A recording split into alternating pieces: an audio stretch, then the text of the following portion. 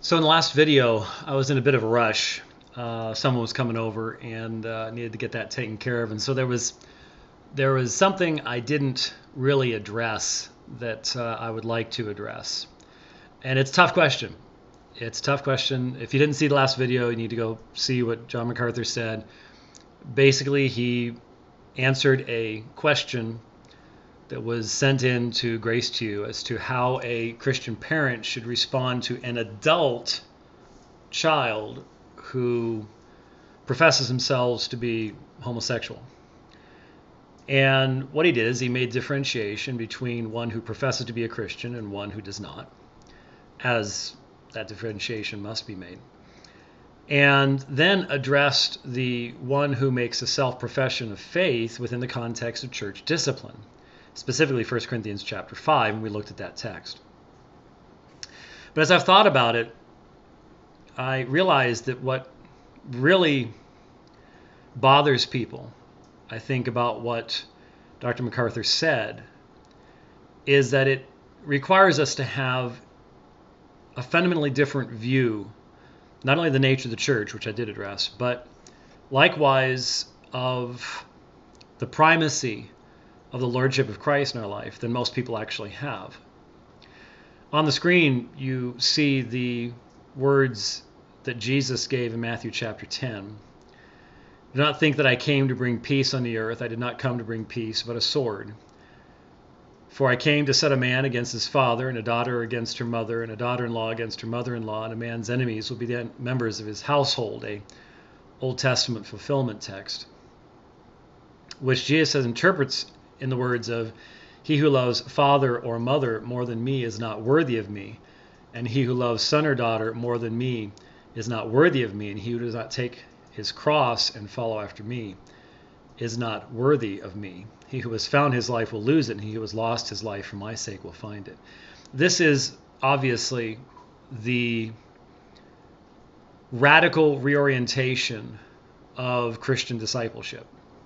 Now, once again, I can't even begin to address those who are anti-lordship, easy grace people, because they're so far off biblically from the gospel here that these words don't make any sense to them within their context. So leaving that false view aside, what we see here is a call to all believers, and that to be a Christian, to take up one's cross, to follow after Christ,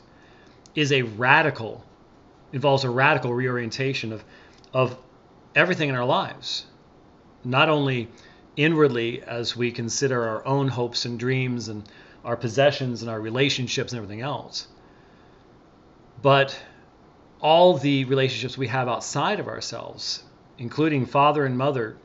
Jesus says, the gospel will divide. The gospel will radically change your relationship with other people. And here's an example of it. Yes, you call for repentance. If you're an adult child who professes to be a Christian, and of course, as Dr. MacArthur said, if he doesn't profess to be a Christian, well, it's obviously just further need for evangelism at that point. But if this person professes to be a Christian, and I'm assuming that, and I think Dr. MacArthur was assuming this too, that the person saying this is not saying, please help me. I don't want to experience this. I don't want to experience these same-sex attractions. Would you help me to live a holy life? Would you help me to reorient myself along those lines? The assumption that I had, and I think that Dr. MacArthur had, is that we're talking about someone who says, I'm a homosexual, and I am going to allow myself to be defined by my desires, and I am not going to change. It is in that light that his words are to be understood, and that all of us must agree that the words that he gives, as harsh as they may be, are not as harsh as what Jesus said. And so in that context, the gospel divides, just as it would divide us between anyone who would, for example, live in any type of open sin, unrepentant. A husband who abuses his wife or his children, a husband who engages in heterosexual adultery, whatever else it might be, who's stealing from his company and will not stop.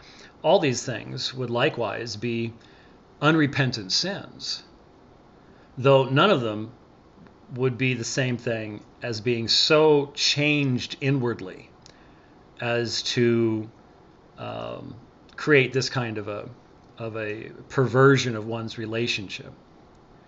But the point is this: as hard as it may be, there would come a time when one would just be forced to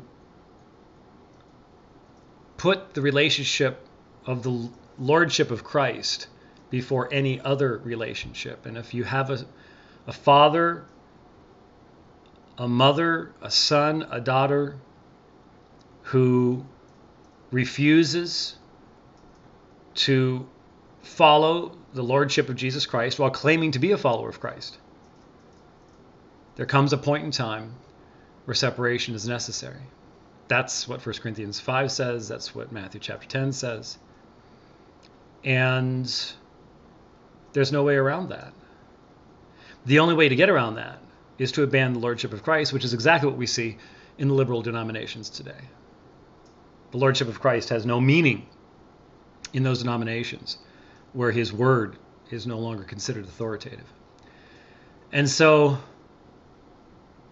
taking up the cross is a radical thing.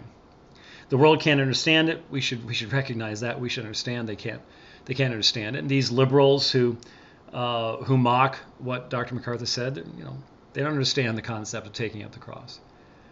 But we need to understand it, and we need to be able to enunciate it to others, that we have a requirement, we have a duty that is incumbent upon us because of the price that has been paid for our very souls.